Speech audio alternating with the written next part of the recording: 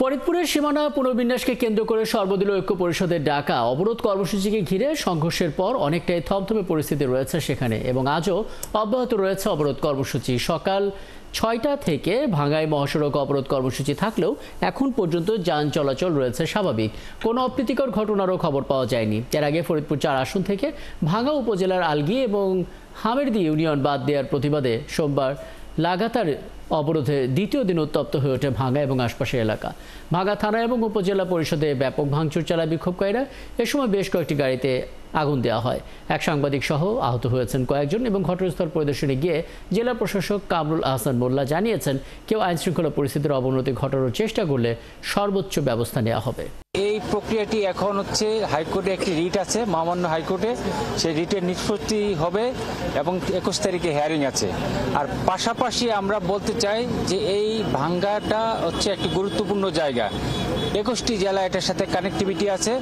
তো মহাসড়ককে আমরা নিরবিচ্ছিন্নভাবে যান চলাচলের উপযোগী রাখবো। এই বিষয়ে আমরা স্থানীয় জনসাধারণের সকলের সহযোগিতা চাই। এখানে যারা করেছে নিশ্চয়ই নাশকতা করার উদ্দেশ্যে করেছে এবং যারা করেছে নাশকতা করার উদ্দেশ্যে তারা তাদেরকে আইডেন্টিফাই করে আইনের আওতায় নিয়ে আসা হবে এবং পুলিশ এই বিষয়ে কাজ করছে। কালকের ঘটনার কারণে আমরা আজকে ব্যাপক প্রস্তুতি নিয়েছি। দেখছেন আমাদের জেলা প্রশাসক মহোদয় আছেন, বিজিবি আছেন, সেনাবাহিনীর সদস্যরা আছেন, তারপর র্যাব আছেন। সব মিলে আমরা যেন মানুষ সাধারণ ভাবে এবং স্বাভাবিকভাবে নিশ্চিন্তে নিরাপদে চলাচল করতে পারে সেই ব্যবস্থার জন্য যা যা করার দরকার সেই পদক্ষেপগুলো আমরা নিয়েছি। আমরা এই ফুটেজগুলো পেয়েছি, আমরা বিশ্লেষণ করছি এরা কারা, চেষ্টা করছি যত দ্রুত সম্ভব আমরা এদেরকে আইডেন্টিফাই করব এবং তাদের বিরুদ্ধে ব্যবস্থা নেব। ভাঙ্গায় আছেন সহকবি সুমন তানভীর, যোগ দিচ্ছেন আমাদের সঙ্গে।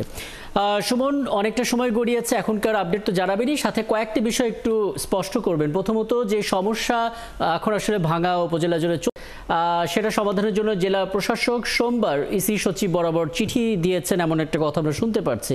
এ বিষয়ে যদি বিস্তারিত কিছু জানান।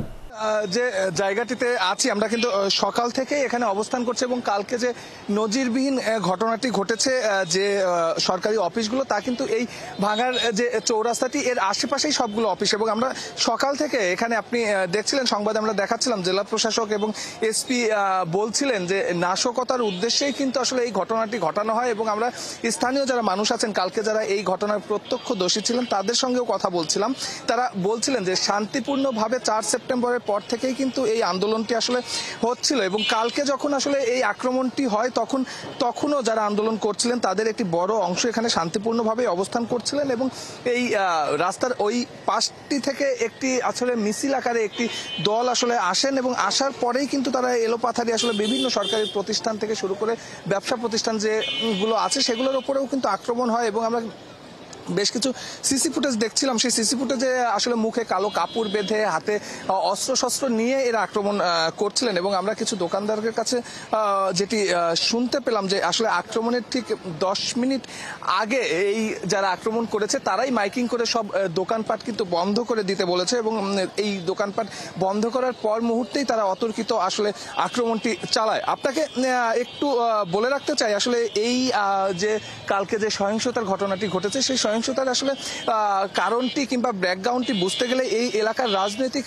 পরিস্থিতিটা আসলে বোঝা দরকার। ফরিদপুর ৪ আসনটি কিন্তু ২০১৪ সালের পর থেকেই নিক্সন চৌধুরী যুবলীগের যিনি নেতা তার অধীনে এবং তার একদম তার নিয়ন্ত্রণে এই এলাকা ছিল এবং তার আগেও কাজী জাফরুল্লাহ আওয়ামী লীগের প্রেসিডিয়াম সদস্য যিনি তার অধীনে ছিল। অর্থাৎ এই এলাকাটি কিন্তু একদম আওয়ামী লীগ অধ্যুষিত এলাকায়, অর্থাৎ এই এলাকার স্থানীয় মানুষজনের সঙ্গে কথা বলে যতটুকু জানা গেছে এখানে আওয়ামী লীগ এনটি আছে কিন্তু আসলে আওয়ামী লীগের বিপক্ষে কেউ নেই এবং আওয়ামী লীগের এনটি বলতে কিন্তু সবাই নিক্সন চৌধুরীর রাজনীতির সঙ্গেই যুক্ত ছিলেন এবং এই যে কালকে যে এই ৪ সেপ্টেম্বরের পর থেকে যে লাগাতার কর্মসূচিটি হচ্ছে এবং সেই লাগাতার কর্মসূচিতে যারা সমন্বয় করছেন তারাও কিন্তু কোনো না কোনোভাবে আসলে নিক্সন চৌধুরীর রাজনীতির সঙ্গেই তারা যুক্ত ছিলেন। তো সেই সব জায়গার থেকেই কিন্তু আসলে ডিসি এসপি তারা কিন্তু বলছিলেন যে সিসি ক্যামেরা দেখে আসলে যারা আন্দোলনে যারা সহিংসতার সঙ্গে সরাসরি যুক্ত ছিলেন তাদেরকে শনাক্ত করা হবে এবং তাদেরকে শনাক্ত করলে হ্যাঁ, আমরা আসলে জেলা প্রশাসকের বক্তব্য